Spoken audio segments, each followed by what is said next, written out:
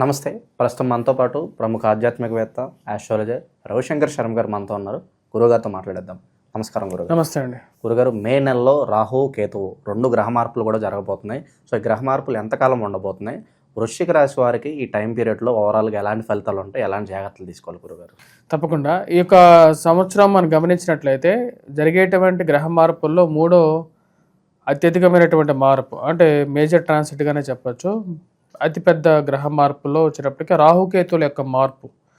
రాహు మనం గమనించినట్లయితే రాహు యొక్క స్థితి, తన యొక్క స్థితి వచ్చేటప్పటికి ఇప్పుడు పంచమంలో సంచారం చేస్తున్నాడు. అంటే ఈ యొక్క రాశి వారికి తను మీనరాశిలో ఉన్నటువంటి రాహు కుంభరాశిలోకి మే 18వ తారీఖున మారబోతున్నాడు.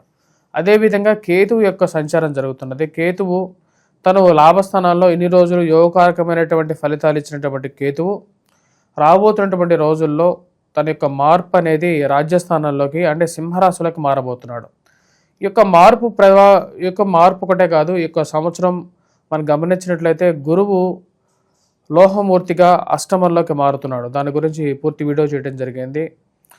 గురువు యొక్క స్థితి వచ్చేటప్పటికి మనకు ఈ సంవత్సరం ఈ రాశి వారికి 3 నెలల పాటు అక్టోబర్ నుంచి డిసెంబర్ వరకు అనుకూలమైనటువంటి ఫలితాలు ఇస్తాడు. అదేవిధంగా ఇప్పుడు శని యొక్క స్థితి కూడా అంత అనుకూలంగా లేదు. ఈ రాశి వారికి పంచమంలోకి శనిగ్రహ సంచారం జరుగుతున్నది. ఖర్చుకారకమైనటువంటి స్థితిలో ఉండేటువంటి ఈ యొక్క శనిగ్రహ సంచారం. ఇక రాహు ఎప్పుడైతే చతుర్థంలో సంచారం చేస్తుంటాడో రాహు బాత్ శని బాత్ అంటారు అన్నమాట. అంటే శని ఎటువంటి ఫలితాలు ఇస్తాడో రాహు కూడా అటువంటి ఫలితాలు ఇస్తాడు. అంటే అర్ధాష్టమ శని ప్రభావం అయిపోయింది అని చెప్పి మనం అనుకున్నప్పటికీ కూడా రాబోతున్నటువంటి 1.5 సంవత్సరం పాటు, అంటే మే 18వ తారీఖు నుండి రాబోతున్నటువంటి డిసెంబర్, అంటే 2026 డిసెంబర్ 5వ తారీఖు వరకు కూడా, అంటే 1.5 సంవత్సరం పాటు కూడా ఈ యొక్క రాశి వారికి దీని యొక్క ప్రభావం అనేది ఉంటుంది. ముఖ్యంగా ఇంచుమించు అర్ధాష్టమ శని ప్రభావమే ఉంటుంది. ఖర్చు కొంచెం ఎక్కువగా ఉంటుంది. కొన్ని కష్టాలు, అనుకోని కష్టాలు ఎదురవటం అనేది జరుగుతూ ఉంటుంది. కాబట్టి జాగ్రత్తగా ఉండాలి. ముఖ్యంగా అధికమైనటువంటి ఖర్చు పెట్టడం అనేది తగ్గించుకోవాలి. ఖర్చు విషయంతో పాటు గృహాన్ని నాశనం చేసుకున్నటువంటి కొన్ని నిర్ణయాలు తీసుకోవద్దు. ఏవైతే సొంత గృహాన్ని నాశనం చేసుకున్నటువంటి నిర్ణయాలు ఎలాంటివి ఉంటాయంటే, కోర్టుకి భార్యాభర్తలు మధ్య జరిగేటువంటి చిన్న చిన్న సమస్యలు మరియు వీటి వల్ల కోర్టుకు వెళ్ళటం కానీ, ఖర్చు పెట్టి డబ్బు సరిపోక సొంత ఇంటిని అమ్ముకోవటం కానీ, ఇలాంటి పరిస్థితులు చేసుకోవద్దు. ఈ యొక్క పరిస్థితులు చేసుకోకుండా జాగ్రత్తగా ఉండండి.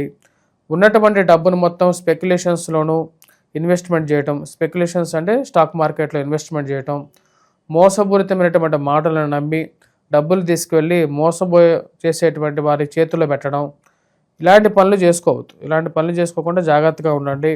ఖర్చుకారకమైనటువంటి స్థితిగా ఉండే విధంగా ఉంటుంది ఇక రాబోతున్నటువంటి వృశ్చిక రాశి వారికి పరిస్థితి ఈ యొక్క పీరియడ్. అంటే ఇక్కడ ఉద్యోగపరంగానూ కొంచెం క్లిష్టమైనటువంటి పరిస్థితి. ఇక్కడ ఉందామా వద్దా, ఇక్కడ మారదామా అనేటువంటి ఆలోచనలు కలిగిస్తూ ఉంటాడు.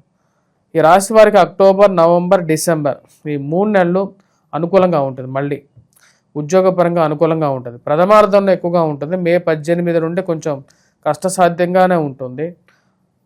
ముఖ్యంగా వచ్చినప్పటికీ వైవాహిక జీవితంలోనూ మరియు అదేవిధంగా పిల్లల గురించి ఎక్కువగా ఆలోచన ఉంటుంది.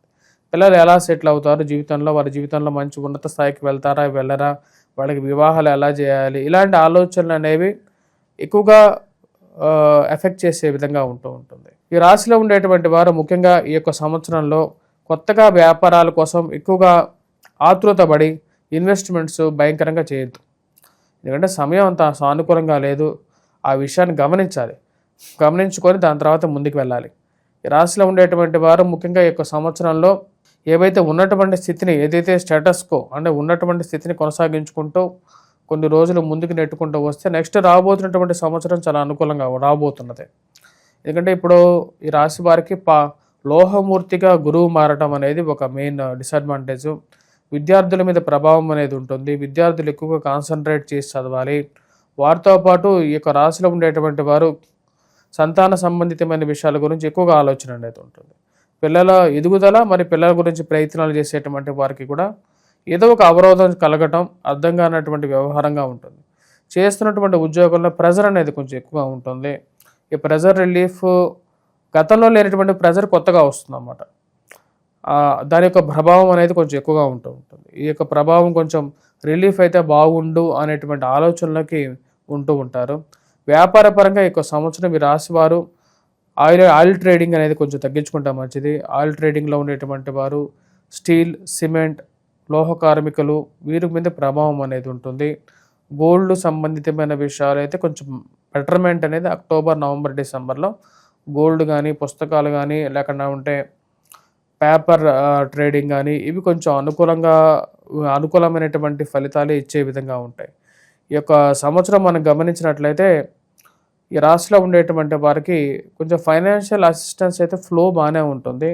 కేతు కొంచెం బెటర్మెంట్ ఇవ్వగలుగుతాడు, అంటే ఫైనాన్షియల్ ఫ్లోగా ఇవ్వగలుగుతాడు. కానీ మిగతా స్థితి మనం గమనించినట్లయితే శని అంత యోగాన్ని ఇవ్వట్లేదు.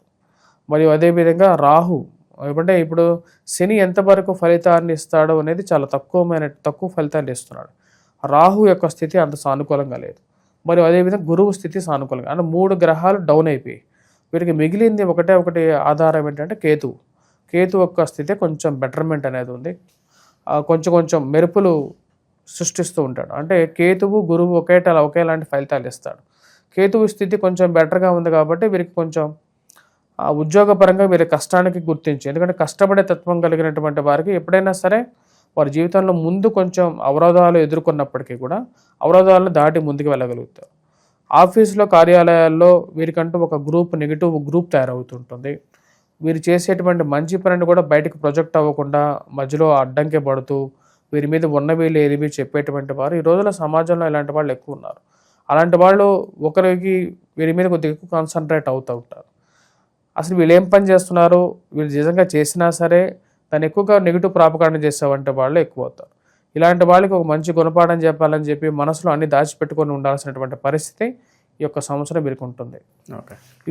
ఇదొక్కటే కాదు, వీరికి వచ్చేటప్పటికి ఇంట్లో బంధువులు కూడా కొంచెం వ్యతిరేకంగా ఉన్నారా, వీరేంటి మనం చెప్పినటువంటి మాటకి ఒకప్పుడు ఇచ్చేటువంటి వాల్యూకి ఇప్పుడు వచ్చేటువంటి వాల్యూకి ఈ డిఫరెన్స్ ఏంటి అనేటువంటి ఆలోచన ఎక్కువగా కలుగుతుంది. వాళ్ళే మనల్ని కిందకి లాగే ప్రయత్నం చేయటం కావచ్చు. అంతే, ఇప్పుడు కార్యాలయాల్లో మేజర్గా వ్యాపార పరంగా కూడా అదే జరుగుతూ ఉంటుంది 90%. కానీ అది సైక్లిక్గా మారుతూ ఉంటుంది, సిచ్యువేషనల్ బేస్ మీద మారుతూ ఉంటుంది.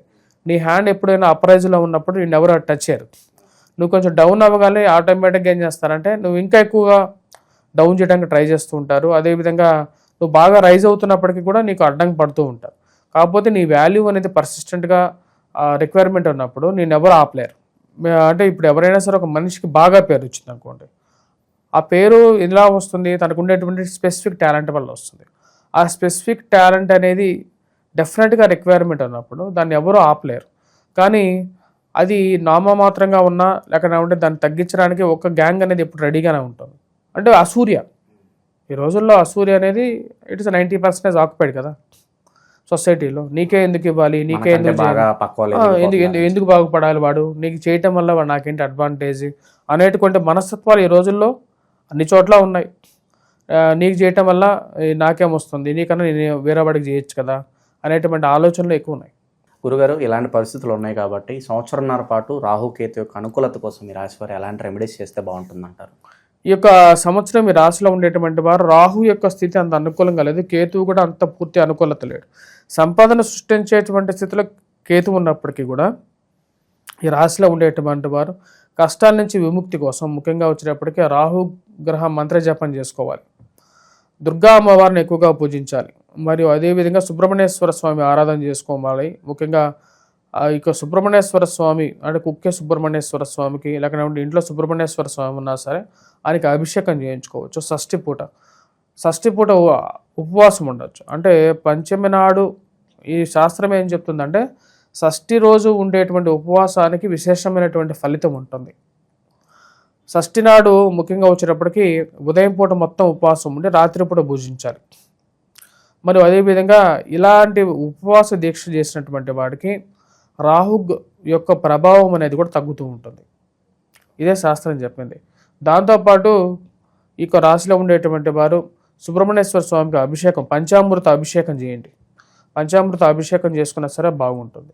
దుర్గాదేవి అనుష్ఠానం చేసుకోవచ్చు. 40 రోజుల పాటు వైవాహిక జీవితంలో అనుకూలత కోసం ఈ అత్తమామల యొక్క ప్రభావం తగ్గాలి అంటే కొంతమంది జాతకాల్లో రాహుని అత్తమామలుగా పోలుస్తారన్నమాట. రాహు కేతువుల్ని అత్తమామలుగా పోలుస్తూ ఉంటారు. బంధువర్గంలో ఒక్కొక్కరికి ఒక్కొక్క గ్రహానికి దాని వాల్యూ ఇవ్వడం జరిగిందన్నమాట. ఈ యొక్క ప్రభావాన్ని తగ్గించుకోవడానికి ఈ రాశిలో ఉండేటువంటి వారు రాహుగ్రహం మంత్ర జపం కానీ, లేకుంటే దుర్గాదేవిని పూజించడం కానీ, మండల దీక్ష 40 రోజుల పాటు మండల దీక్ష చేసుకోవటం కానీ, మరియు అదేవిధంగా ఇంటి ముందు ఆ రాహు యొక్క ప్రభావం ఇంటి మొత్తానికి తగులుతుంది అన్నప్పుడు ఈ యొక్క రాబోతున్నటువంటి ఆశ్వీజ మాసంలో అమ్మవారికి దేవి నవరాత్రులప్పుడు విశేషంగా జరపడం, జరిపించి తన కింద అక్కడ వస్త్రాన్ని ఇంటి ముందు గుమ్మం దగ్గర కడితే మంచి ఫలితం అనేది ఉంటుంది.